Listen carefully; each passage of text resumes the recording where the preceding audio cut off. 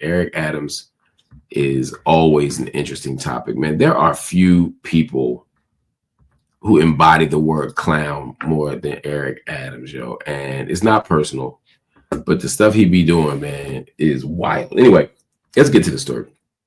Eric Adams made some statements. He made them during Black History Month. And I'm like, man, Adams, you're better than this. And if you're not better than this, you should pretend to be better than this. He went to a celebration, Black History Month celebration, and he decided to not make it about Black history, but instead the mayor decided to call some people out. Is he calling out the people who tried to erase history? No. Is he trying to call out the people who are attacking racial discourse in the classroom? Honest discourse in the classroom?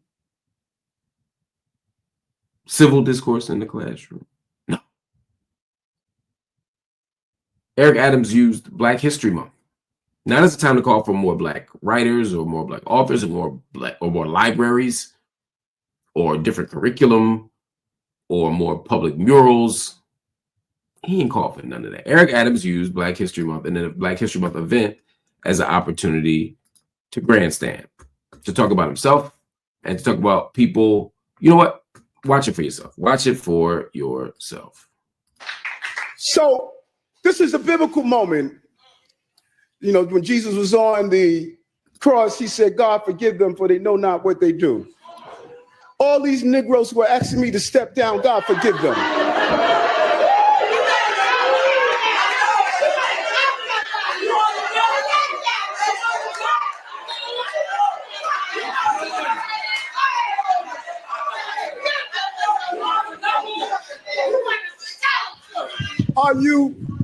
Are you stupid? I'm running my race right now. I'm running my race right now. So Eric Adams at Gracie Mansion decided that this was the time for him to talk that ish about himself. Now, let's start with the Jesus talk. I get all Black politicians for the most part and Black academics. We all be on that type time sometimes. We all get a little homiletical verve in us. You know what I'm saying? We all start preaching a little bit to get it in our voice. I ain't mad at that. But this dude actually invokes the Bible and scripture as a way of legitimizing a claim that he has been mistreated by the public and by Black people. Right? You in the mansion, you're in front of all these people. They ain't all Black people either. And you saying the Bible and Jesus, forgive them, for they know not what they do. That's about Jesus was crucified according to the Christian narrative, right? They're saying that Jesus was crucified and that the people who did harm to him did not know, and that Jesus had a level of mercy and grace that allowed him to forgive his enemies because they didn't realize who he was. Eric Adams, who are you? Are you our hero? I'm not saying you think you're Jesus. I'm not going to put that on you. That's a dishonest argument. But you are drawing a parallel here and saying that whoever you are to us, we should be happy about it, and that your political enemies don't realize, they don't have the foresight or the vision or the wisdom, so you've forgiven them in advance for harming you. Mr. Adams, you are not being persecuted. You are being pressed. You're being pressed. What's the difference? The difference is you did the shit. Now look, I don't doubt that Eric Adams has done things that every single politician does, or that most politicians do. And I don't doubt that Eric Adams is being, in some ways, targeted.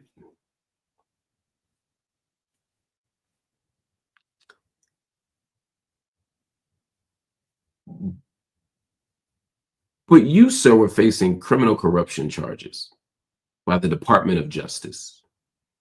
And suddenly, Before I knew it, you're not facing criminal corruption charges. You are free and in the clear. Why? Is it because they found something exculpatory? No. They proved you didn't do it? No. Eric Adams, you're no longer facing criminal corruption charges because, to use your language, you collaborated. You reached a deal with the government to do certain things. Now, we're not getting all the specifics of it because I don't know all the specifics of it, but we know for sure is that you basically sold out anybody who's an immigrant. You basically sold out the people who are going to be harmed by Trump's hardline immigration policy, people who are going to be criminalized and maybe even deported because of ICE. You collaborated. Now, collaboration has a whole other meaning overseas, particularly in the Middle East, but I want to say at the very least,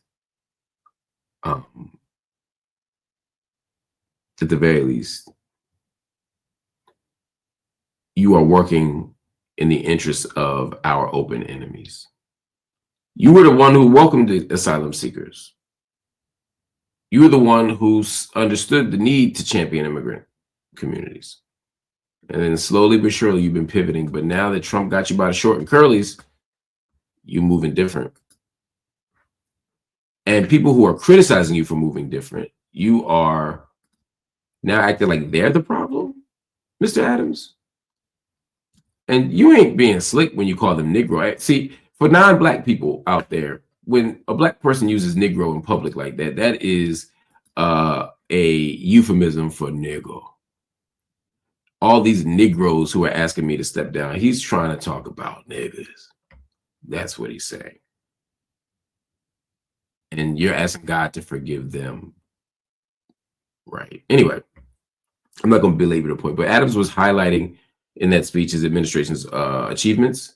He said he's, quote, running his race like historical leaders before him. Nat Turner, Marcus Garvey, Barack Obama. Sir, Nat Turner? Nat Turner was leading rebellions. Nat Turner was literally engaged in a revolutionary act of resistance against his captors. Nat Turner was a freedom fighter. You, sir, are a cop, turned into a mayor, turned into a Trump lackey. You are the state. You are the power structure. You're not fighting it. Now, look, Mr. Adams, you're not the worst mayor we've ever seen. You've been dealt, in some ways, a tough hand as mayor, and Black politicians get a much harder, much heavier lift. I'm not pretending that some of your concerns or grievances aren't legitimate, but you ain't Nat Turner. Marcus Garvey, maybe the greatest institutional organizational leader we've had in Black America ever. Ain't that many? It's Garvey, it's Elijah Muhammad. I mean, we could name a few. You're not a political visionary leading us to a new sense of freedom, a new conception of freedom. You're not the father of Pan-Africanism. Again, I'm not being literal Larry here. I'm not saying you have to do what Marcus Garvey did to have the comparison, but I'm saying you're not even in that tradition. Nat Turner was a revolutionary freedom fighter. Marcus Garvey was a visionary thinker, an organizer, a doer. The Black Star Line is a product of him. Black Zionism, the vision of him. We're talking about a different, not that Zionism, something else. You ain't that. And then you say Barack Obama. That's the closest one you are. Y'all both Democrats, y'all both Negroes, y'all both run stuff. But you, sir, are no Barack Obama. Barack Obama was thoughtful and principled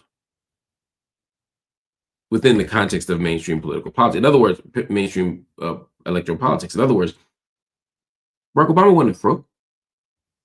Barack Obama wasn't just a bold-faced liar. I don't agree with Barack Obama for lots of stuff. I ain't vote for him. But when I tell you, Mr. Adams, Eric Adams, you ain't no Barack Obama. Anyway, He says, Mr. Adams, Mayor Adams, he says that his leadership is empowering the Black community. How?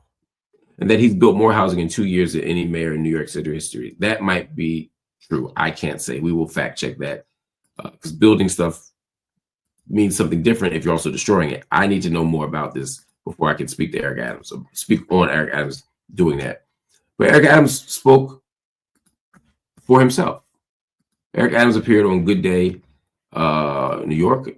That was called Good Day New York. Yeah, and he denied that he is just asking Black people to support him because he's Black. And the reason why he said that is because people are saying to him, Mr. Adams, why are you pointing out Negroes who aren't voting for you? Why are you talking about the Negroes who didn't support you? It's almost as if you're saying Negroes owe you something and God needs to forgive them. Does God need to forgive white people who don't vote for you or who don't support you? It's an interesting question. Anyway, y'all mayor, Eric Adams, said this. Petition started yesterday. I want to get back to the event you had at the Gracie Mansion last night, where you spoke about Black History Month, and in it you said, quote, all these Negroes who are asking me to step down, God forgive them. Are you implying that if you're Black, you have to support you? No, not at all. I'm asking for all New Yorkers to support me. So who are you specifically talking to when you say Negroes? Well, who has stepped down? Who has asked me to step down? If you look at that whole speech, the speech talked about the continuation of lighting your flame and continue to light and shine. And that's what we've done in this administration with our team. So those who... Just want to point out, he didn't answer the question at all. If you're not talking about Negroes, who are you talking? You said Negroes. I meant everybody. Really? Everybody Negro? Everybody's a Negro? Nah, come on, B. And when he asked you about, you said talking about lighting flames. The question was, who are you talking about? This is where good journalism comes in. This is where you got to press. Who have called for me to allow my flame to prematurely be extinguished. That's who I'm talking about. So you're saying all New Yorkers are Negroes? I thought I was very clear in my definition of what I said. All New Yorkers, we got 8.3 million New Yorkers, 8.3 million people didn't call for me to step down. I get just the opposite when I'm in the streets. Right. Everybody didn't ask you to step down. Some people did. You referred to those some people as Negroes.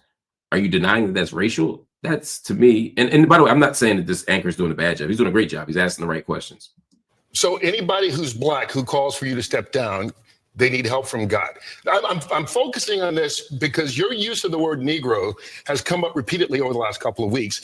And I think some people actually have an issue with that term. So explain who you're talking to when you use that term specifically. I didn't say they need help from God. I said, pray for them. Wasn't that what I said? You said, quote, God forgive them. Exactly. Let's pray for them. And so let's focus on this for. Notice the sleight of hand there. He said, I said, pray for them. No. You said, God forgive them. And he said, yeah, pray for them. No, they're not the same thing. You can pray for somebody because they did well. You can pray for somebody because you care about them. You can pray for somebody because you love them. You can pray for somebody just because you want to pray for somebody. But when you say, God forgive them, that means they've done something wrong. Come on, Eric Adams. We're not the dumb ones here. For a moment.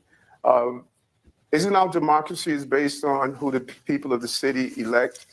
Why are we trying to disrupt and take the power away from the people of the city who elected me to be the mayor? And then ask the question, what have I done that we're going to usurp that power from the people?